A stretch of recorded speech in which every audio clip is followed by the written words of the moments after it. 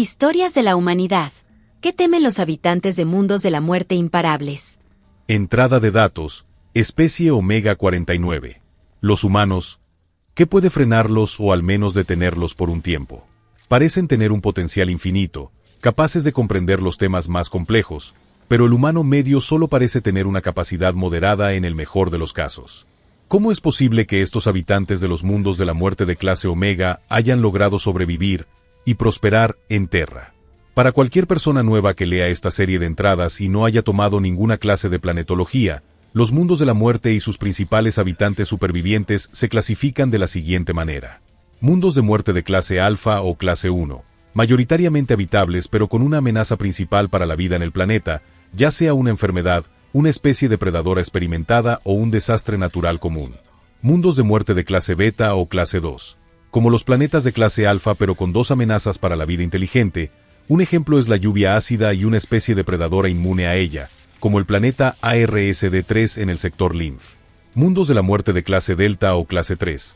No hay muchos mundos de la muerte de clase Delta conocidos, pero el más infame tiene un desastre de nube tóxica en cada rotación, depredadores inmunes a las toxinas dentro de la nube y frecuentes terremotos en todo el planeta. Mundos de muerte de clase Omega o clase 4. Son planetas con 4 o más amenazas a la vida y, al momento de escribir esto, solo hay uno que ha creado vida consciente capaz de utilizar tecnología para viajar en el espacio. Ese planeta sería Terra, o como lo llaman sus habitantes, los humanos, la Tierra. Este mundo mortal de clase Omega alberga numerosos depredadores en todos los continentes, terremotos tectónicos devastadores, sequías, inundaciones, tornados, huracanes. Hay toda una temporada para los huracanes. Si a eso le sumamos innumerables plagas y enfermedades y el hecho de que casi nada puede sobrevivir allí, y mucho menos prosperar, sembró suficiente miedo en el Consejo Galáctico como para estimular múltiples debates sobre si se debía o no destruir el planeta y esperar que eso matara a la especie. La mayoría de los habitantes de los mundos de la muerte de clase Beta y superior tendían a ser abiertamente hostiles desde el principio, pero no los humanos. Extrañamente, ellos llegaron en son de paz. Era desconcertante lo abiertos que eran a la paz. ¿Qué estaban tramando estas criaturas? Fue durante estas interacciones iniciales cuando se formó este equipo, como precaución por si realmente no venían en son de paz. Formalmente, solo somos embajadores y científicos que recopilan información sobre la fisiología y las preferencias humanas para que el resto de los miembros del Consejo Galáctico sepan qué pueden y no pueden ingerir, qué bebidas son dañinas, de qué enfermedades deben cuidarse. Pero en realidad, nuestro objetivo era encontrar sus debilidades, que podría matarlos, que podría detenerlos, que temen. Lo que aprendimos sobre ellos nos sacudió hasta lo más profundo de nuestro ser. Estos humanos tienen un género de video llamado terror. Creíamos que eso era lo que más temían, y el por qué lo veían estaba más allá de nuestra comprensión, quizás como una prueba de coraje. Muchas de estas películas de terror aterrorizaron a nuestra tripulación. Los humanos parecían temer a criaturas casi imposibles de existir, asesinos monstruosos capaces de desgarrarlos miembro por miembro, asesinos peligrosos capaces de estar en todas partes a la vez. Desafortunadamente para nosotros, uno de los miembros de este equipo resultó ser un espía tellano. Los tellanos comenzaron su campaña usando psiónica y biotecnología para manifestar a estas criaturas, hacer realidad a esos seres de pesadilla para limpiar una colonia humana. Al principio funcionó, los humanos huyeron aterrorizados de ellos, pero cuando los acorralaron fue cuando aprendimos sobre uno de sus atributos más interesantes. Los humanos se drogan biológicamente. Tienen una glándula que libera una droga de combate bastante potente en su cuerpo. Con ese subidón de adrenalina, el humano es capaz de hazañas que deberían ser imposibles para él, como levantar tanques para salvar a sus crías, sobrevivir a lo que deberían ser heridas fatales y sí, matar monstruos que ni siquiera deberían existir. Los humanos, después de darse cuenta de que estas criaturas podían sangrar, se dieron cuenta de que podían morir con la misma facilidad y comenzaron a exterminar a las monstruosidades con una eficiencia brutal. En ese sentido, también aprendimos lo fácil que es para un humano convertir cualquier cosa en un arma para brutalizar a su enemigo. Con la traición de los tellanos vinieron sanciones y castigos, pero lo más aterrador fue lo que los humanos hicieron con algunos de los psiónicos tellanos capturados.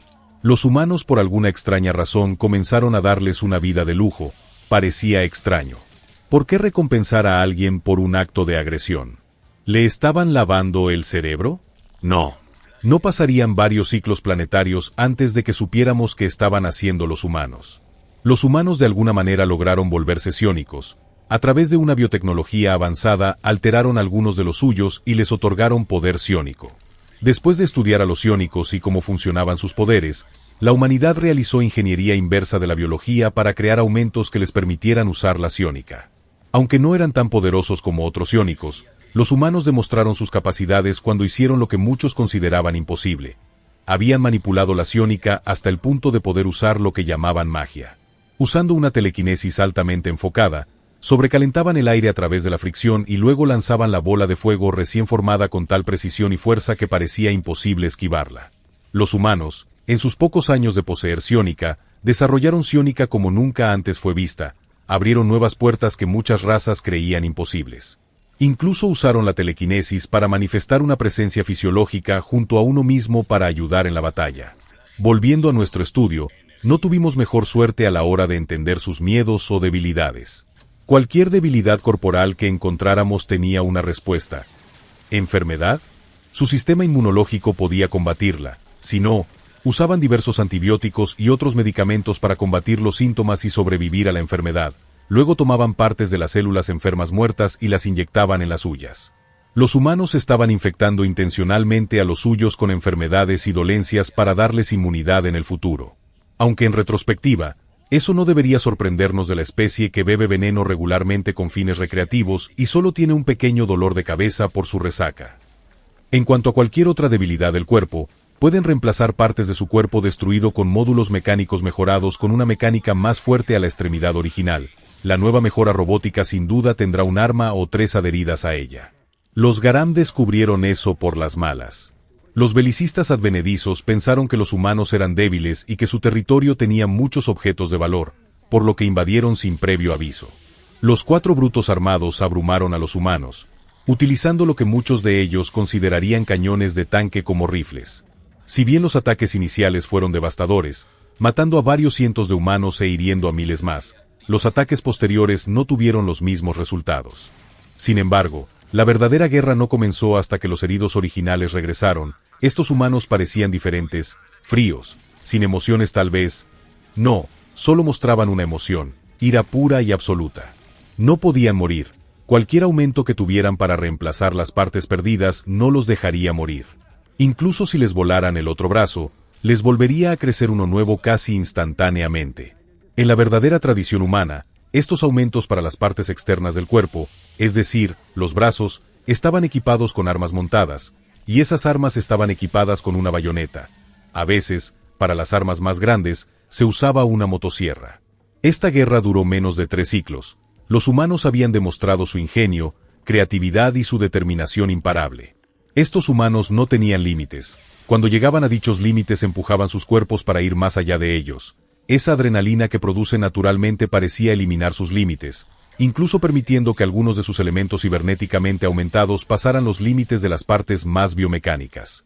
No me refiero a que pudieran disparar más rápido ni nada de eso. Lo que quiero decir es que si el brazo biomecánico podía levantar 150 toneladas, bajo la adrenalina podrían superar esos límites y hacer 300 toneladas.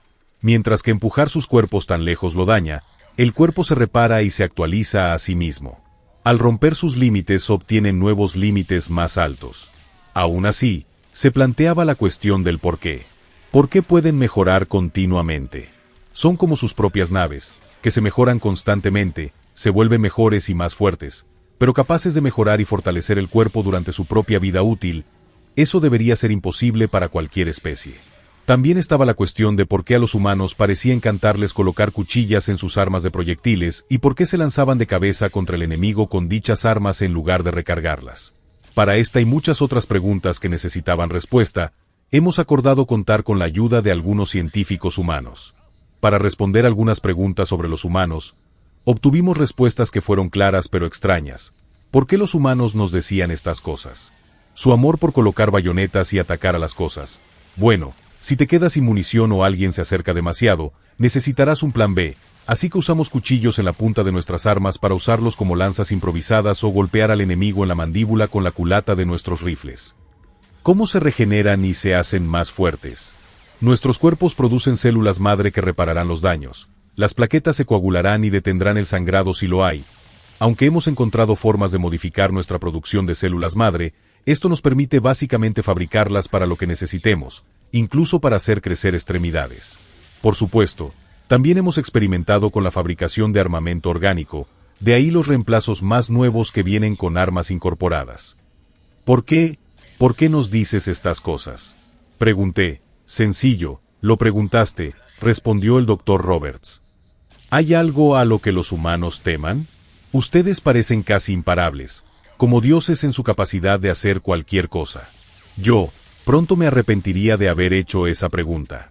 Porque lo que aprendí fue de horror cósmico.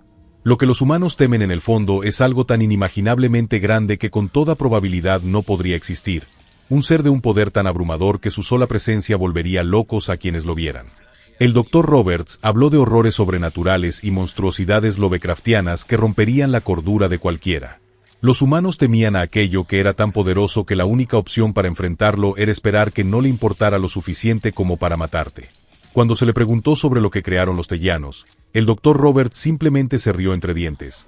Un defecto fatal en lo que hicieron los tellanos fue que esas criaturas podían sangrar, eran mortales, y bueno, como decimos, si sangra, podemos matarlo. Debo admitir que fue divertido ver monstruos de películas de terror destruidos por un taladro minero. Menos mal que no intentaron crear xenomorfos, entonces podríamos haber tenido un problema. Claro que podríamos haber cristalizado el planeta, ni siquiera nos molestaríamos con esas cosas, pero esos pequeños bastardos tendían a sobrevivir de alguna manera y encontrar una manera de salir del planeta. Dudé en preguntar sobre los xenomorfos, pero cuando lo hice, me horroricé de que pudieran siquiera imaginar una criatura tan perturbadora, pero también me sentí aliviada al saber que ni siquiera habíamos visto esas películas. Si los tellanos hubieran creado esas criaturas, no. Ni siquiera quiero pensar en las consecuencias de un desastre así. Ni siquiera me pregunto por qué imaginarían esas criaturas. Dado lo imparables e ilimitados que son los humanos, parecía natural que esos monstruos de poder inimaginable y capacidades destructivas fueran las únicas cosas que la humanidad vería como una amenaza. Espero que te haya gustado esta historia. Por favor, considera hacerte miembro del canal, para que puedas seguir subiendo más historias de la humanidad.